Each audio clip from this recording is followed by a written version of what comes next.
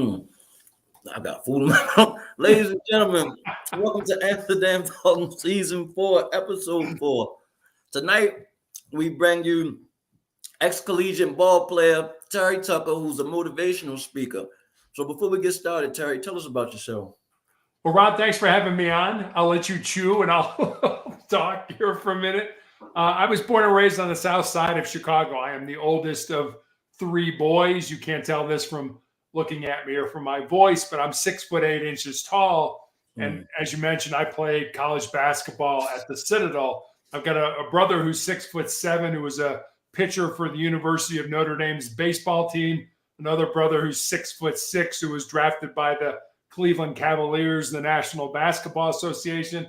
And then my dad was 6'5". So we used to joke that if you sat behind our family in church growing up, not a prayer's chance you were going to see anything that was going on during the Mass.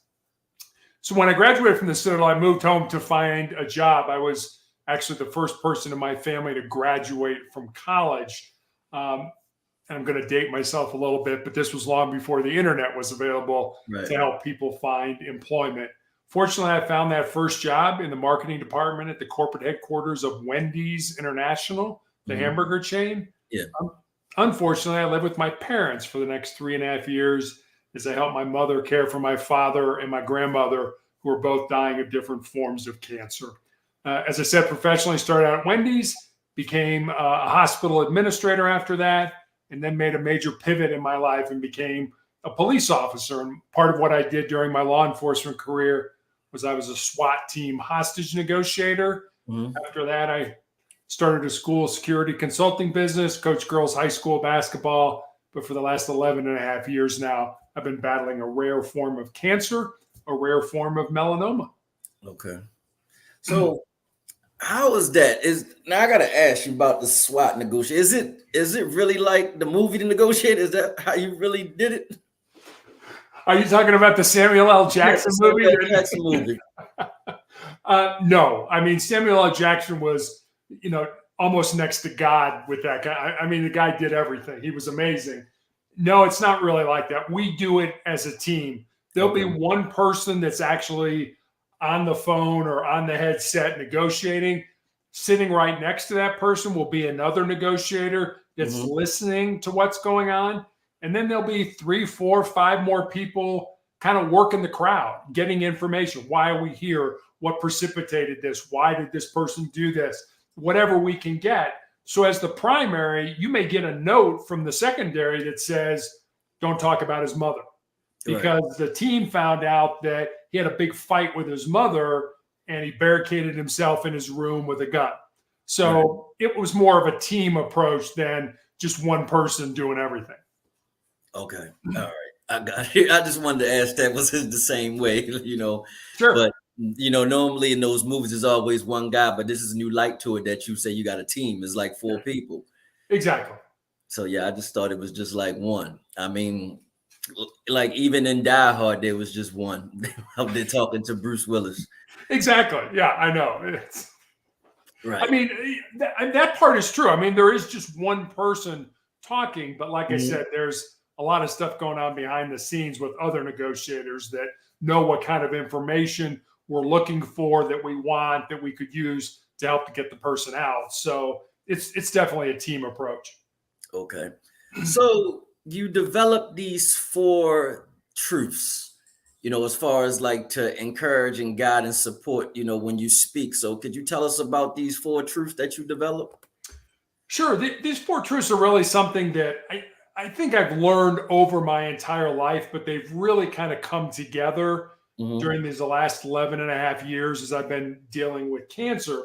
And I call them my 4 truths. Now, I mean, they're not mine. I don't own them or haven't copyrighted or anything like that. I don't think you can own a truth, but I have them here on a Post-it note in my office. So I see them multiple times during the day, and I'll give them to you. There's just one sentence each. The first one is control your mind, or your mind is going to control you.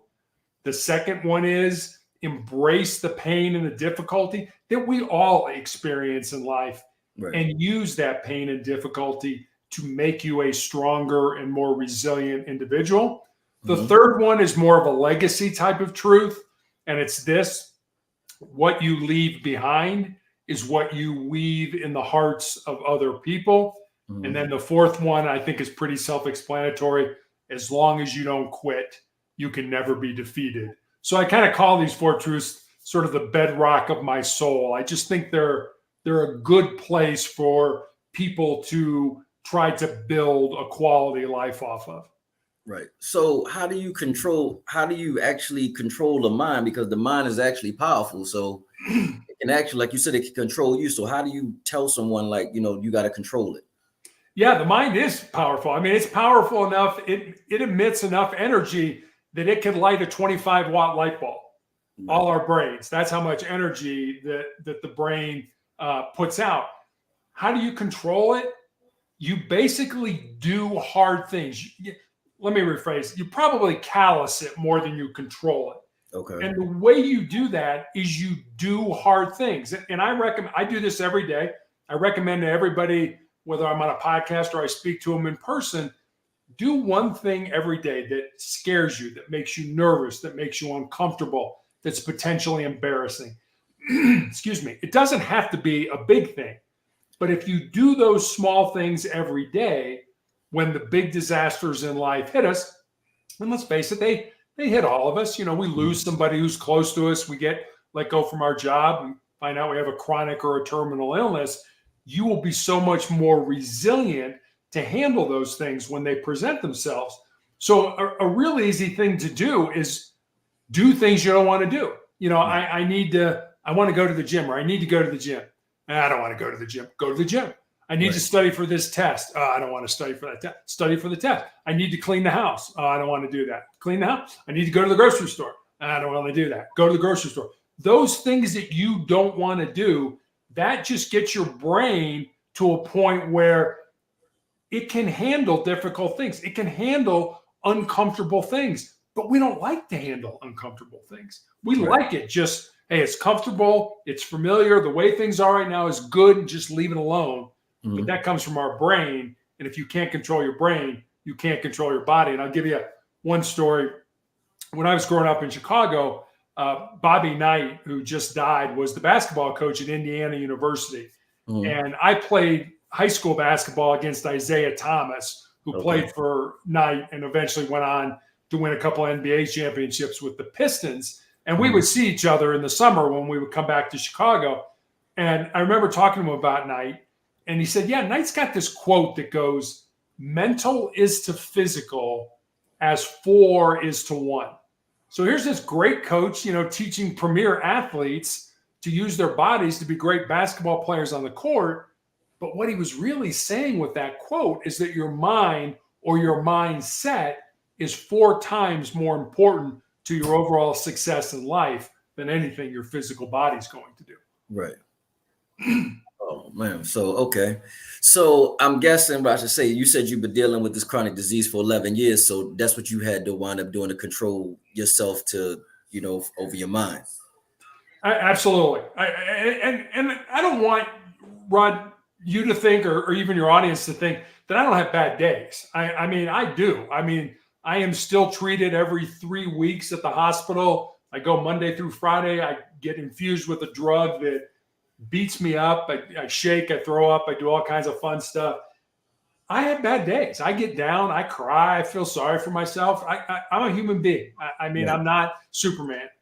But when those things happen, I remember a story, and I think your audience might like this. Back in the 1950s, there was a professor at Johns Hopkins University who did a very simple experiment with rats. He took rats and he put them in a tank of water that was over their head. And he wanted to see how long the average rat could tread water. And the average rat treaded water for about 15 minutes. And just as those rats were getting ready to sink and drown, he reached in, grabbed them, pulled them out, dried them off, and let them rest for a while. Mm-hmm. And then he took the exact same rats and put them back in that exact same tank of water. And the second time around, on average, those rats treaded water for 60 hours. Now think about that. The first time, 15 minutes. It's not like your business is going to go under or you're going to lose your job. No, you're going to die. Your life is going to be over. And the second time around, 60 hours, which said to me two things. Number one, the importance of hope in our lives, that, if you know you're doing the right thing, but maybe not today, maybe not this month, maybe not even this year, but if you continue down that road, more than likely, eventually you'll get to where you want to be. And the second thing it taught me was just how much more our physical bodies can handle than we ever thought they could. People give up, they give in, they quit long before their physical bodies do, because they can't callous or harden their brain. Right. Yeah. So I'm guessing, when he put them in it the second time, the 15 minutes turned to 60 hours because they adapted to it. Well, they thought they were going to, it's like, I can keep going because I know somebody's going to rescue me. Somebody's going to help me out here. And so I'll just keep going. And again, how much more can your body handle? How much more damage? I mean, I had my foot amputated in 2018. I had my leg amputated right in the middle of the COVID pandemic. And it's like, I'm still going. It's like, that's not going to slow me down. As a matter of fact, it put me in a wheelchair, so I'm even faster. Well, you in good spirits about it. I mean, but like you say, everybody have down days, as far as that, it's just human. We all got emotions. Yeah. So you also stated that what you leave behind is what you weave in the hearts of other people. What do you mean by that? So I'm going to guess most of your audience knows or has heard of Mr. Rogers, Fred Rogers, on his television show, Mr. Rogers' Neighborhood. Yes. He educated so many kids, including me, growing up. Well, when Mr. Rogers died in 2003, his family was going through his effects, and they found his wallet. And inside his wallet was a scrap piece of paper on which Mr. Rogers had written 4 simple words: life is for service. Rod, I think so many people feel that they're born empty. And whenever they get into life, whatever that looks like for them, where they go in the military, they go to college, they get a job, whatever it ends up looking like, that their job then is to fill themselves up. I've got to get a good job. I've got to get a great education. I got to make a lot of money, drive a nice car, have a nice house. They fill themselves up. And what I found is it's not that. It's just the opposite. We're not born empty. We're born full. We're born with everything we need to be successful in our lives already inside of us. We just need to find it, pull it out, and use it to our benefit. So instead of thinking that your life is all about filling yourself up, because what I found is there's always one more thing you can get. I can get the newest iPhone, or I can drive the latest car, whatever. And that's going to make me happy, and that's going to make me fulfilled. And it doesn't. It's not about what you give. It's not about what you get. It's about what you give. So your purpose in life should be, and this is my opinion, you can disagree with me, should be to empty yourself out for the betterment, certainly of yourself and of your family, but also of your friends, of your community, of your country. And I think people that do that, first of all, they're much happier, they're much more fulfilled. And secondly, I think they leave a legacy of service to people. And I'll end with this. When I had my leg amputated, I went with my wife to the mortuary, to the cemetery, and to the funeral home, or into the church, and I planned my funeral. And because I do podcasts and I talk, I'm a motivational speaker, I got some brushback from people who commented that somehow planning my funeral was in some way defeatist. And I had to remind these people that the last time I checked, we're all going to die. Don't think anybody's working on a cure for life right now. Right. Every one of us is going to die. But Rod, not every one of us is really going to live. Right. And I heard a Native American Blackfoot proverb years ago that I absolutely love. And it goes like this: when you were born, you cried and the world rejoiced. Live your life in such a way so that when you die, the world cries and you rejoice. That's what I'm looking for. I got you. Actually, to quote Drake, he said in one of his lyrics, everybody dies, but not everybody lives. So, yeah. And what you just said about, coming in about birth and dying and death, as the New Orleans culture, they cry at birth, but laugh at death. Yeah.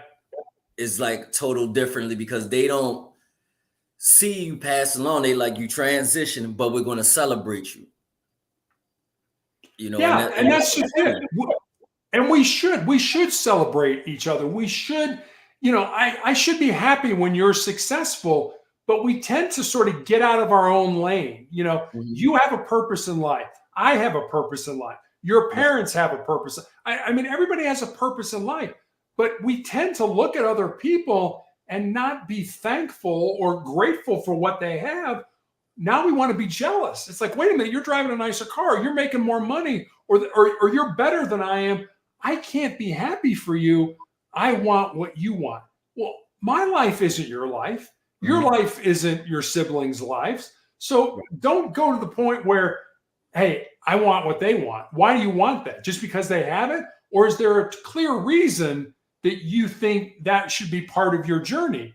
Most people, it's just jealousy. I want what they have. I like what they have, and I want it, and I don't have it. Why can't you just be grateful or happy for those people and continue down your road to whatever you end up getting in your life? Well, I mean, that comes from the big, and when I say this, cocaine, heroin, marijuana, they're not the biggest drugs in America. The biggest drug in America is attention. And, so we have this thing, social media. So you start seeing everybody's on social media, has a good life, happy marriage, rich, everybody. So it's like you put on a facade to go on, social media because the attention, it's a drug. People don't want to see it that way, but any street pharmacist or pharmaceutical things that we take, opioids or whatever, it outweighs all of that. Because at the end of the day, you can overdose over opioids and things of that nature. But when some people, when you get all this attention, some people can't handle it. And they said, and I believe, who said it? One of these entertainers said, fame is a hell of a drug. Yeah. It's all about what you do because it's constantly nonstop. And today there's a constant camera on you, everything you do, whether it's just somebody taking a photo of you or videotaping or TMZ or paparazzi coming down on you. Like, how do you handle that? And like some of the biggest stars, they're depressed, they're miserable. But you have to put on this show because people expect, because I got millions and billions of dollars, I'm supposed to be happy. They say money can't buy happiness, and which is true, because people actually have a lot of money and they just be miserable. You make a really good point. There's a book called Do Hard Things. It's written by a man by the name of Steve Magnus. And Magnus used to be the head track and field coach at the University of Minnesota. And he tells a story in the book about, and I don't remember if it was a professor or researcher or who actually did the study, but he took young people and he put them in a room. And there was nothing in the room but a table and a chair. And they were not allowed to have their cell phones or iPads or earbuds or anything like that. The only other thing in the room was a buzzer. And if you pressed the buzzer, you received an electric shock.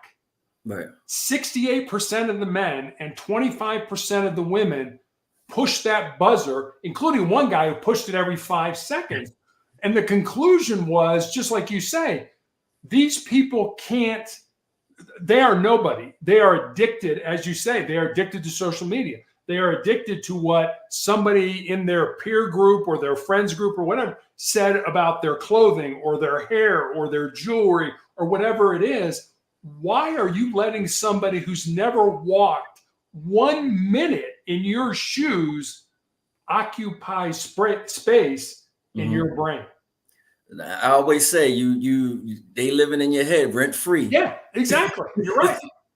You got to be thankful what you got, and it's not about what you don't have; it's about what you got. Because at the end of the day, you have friends. We all grow up with friends. Some friends will get it faster than you, but your time is coming. So someone may be 25, 26, making 100K. You might be making 30, 40K, depending on what you're doing. And then maybe they get stuck at that 100K, but 10 years later, now you at 140K. Right. So it's just like, I always look at it as like, if you do the work will take care of you. I mean, the work will never fail anybody if you do what you're supposed to do. And that's also, as being a collegiate player, is practice. You just got to keep, it's repetition, repetition, repetition. If I keep doing this, I'm going to be able to do this. Right. Now, sometimes you might not make it there because life throw curveballs and forks in the road. That might be a calling, because I'll take myself personally growing up. I wanted to be a doctor growing up. But then when I got in college, it was like, I want to help people. So that's what I do. I work public sector, and everybody says you should go private. No, I don't want to go private. I like public because I want to help people. Yeah, it sounds like you found your purpose. You found what you're supposed to do. And again, going back to the Mr. Rogers, life is for service. You are servicing, you are helping other individuals. And you seem to be an individual who's fulfilled by that. You seem to be happy that you are doing that because you're making a difference, positive difference in other people's lives.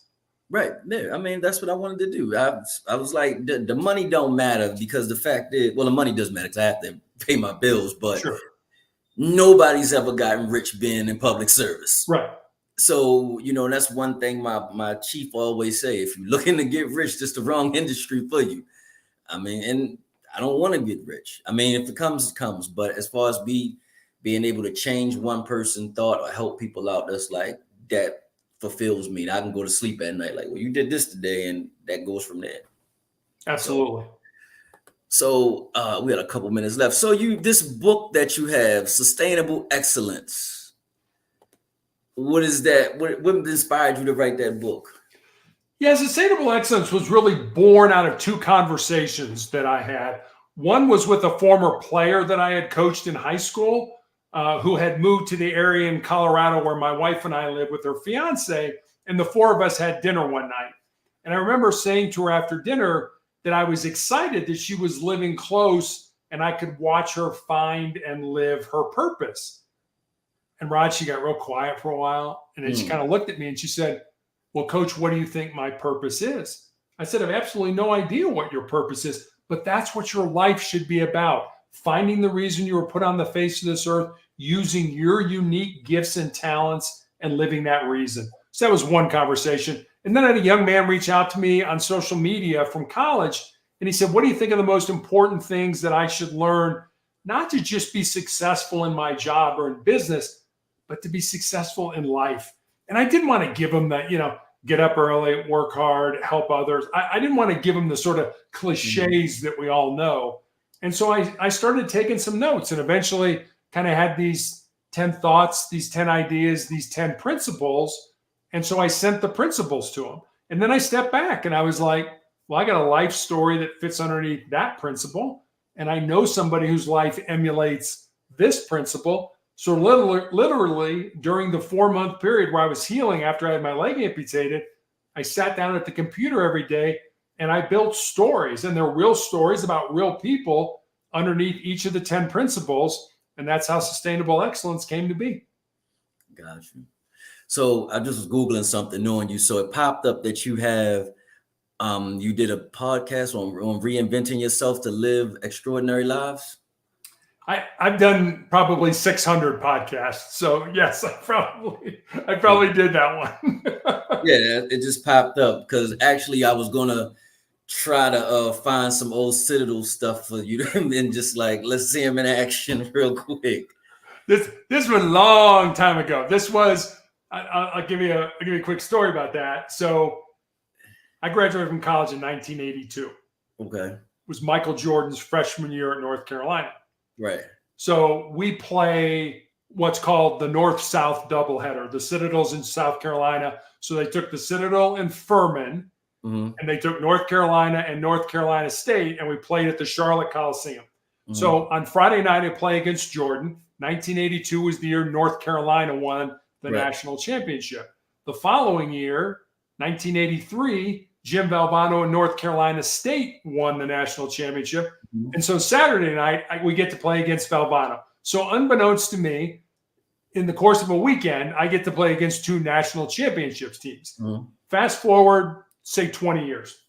My youngest brother, the one who pitched at Notre Dame, is a basketball coach at Loyola Academy in Chicago. He's coaching Michael Jordan's two sons. Marcus and Jeffrey. He says, one day I'm at practice, I'm teaching the players a drill, and I look up and nobody's paying attention to me. So I look where the players are looking, which is over at the door to come into the gym. And Jordan had come into the gym as a dad to pick up his kids and take them home. And so my brother looked at him and said, hey, Michael, you're a little bit of a distraction. Would you mind waiting out in the hall with the other parents? And Jordan and his wife are incredibly gracious people. Said, sure, coach, I'm sorry, I didn't mean to interrupt. My brother thought later, I'm probably the only coach in the history of basketball that ever kicked Michael Jordan out of practice. You know? Oh, so it sounded like you had an interesting career. You played against Jimmy V, Michael Jordan, James Worth, those guys. Yeah, I mean, when we played North Carolina, it was Jordan's freshman year. He wasn't the Michael Jordan that we know now. North Carolina's big gun was James Worthy. That was the person who everybody, concentrated on. And it wasn't until really the championship game that Jordan kind of, made that last second shot that won them the national championship. Yeah, that was Jordan, Worthy, Sam Perkins. O'Korn, and I'm trying to remember who the other guy was. Yeah, they were like household names. It was North Carolina and Dean Smith, So, yeah, and I think Kenny Smith was the point guard, right? I think you're right. Okay. So, yeah, it really felt like you had a fabulous career. You played against Isaiah in the summertime in Chicago, Southside Chicago, Isaiah Thomas. And your brothers and basketball and football. You said your brother got drafted by the Cavs, though, correct? He was a Division II All-American 2 years in a row and was drafted by Cleveland in 1983. He was the last person cut, so he didn't make the team, but he still had the experience of going to camp and being drafted and all that stuff. Yeah, that was pretty cool. That's pretty cool. But like you said at the beginning, yeah, I'm only 5'9", so I couldn't see over here. So, when God was giving out height, I was absent that day. I understand. So, okay. So I was going to ask you that who was the best person you played against, but obviously you played against the GOAT. So, yeah, that would have been an easy question. Yeah, you played against the GOAT, so that makes it easy. So, other than that, if anybody want to reach out to you, where can they reach you at? Yeah, so I have a blog. It's called Motivational CHeck. I put up a thought for the day every day. I put up the Monday morning motivational message. Recommendations for books to read, videos to watch. You can leave me a message. You can get access to my book. That's all at motivationalcheck.com. Okay. All right. Well, thank you for coming through Amsterdam Talk and, giving us some motivation and telling people how to actually value themselves and don't let their brain control them. So it was a pleasure. Thank you for coming. Well, Ron, thanks for having me on. I enjoyed talking with you. All right. So see y'all next week, next Wednesday. I forgot who. I never remember who's coming. But see y'all next Wednesday at 8 p.m. at 7 p.m. next week. All right. You can cut it.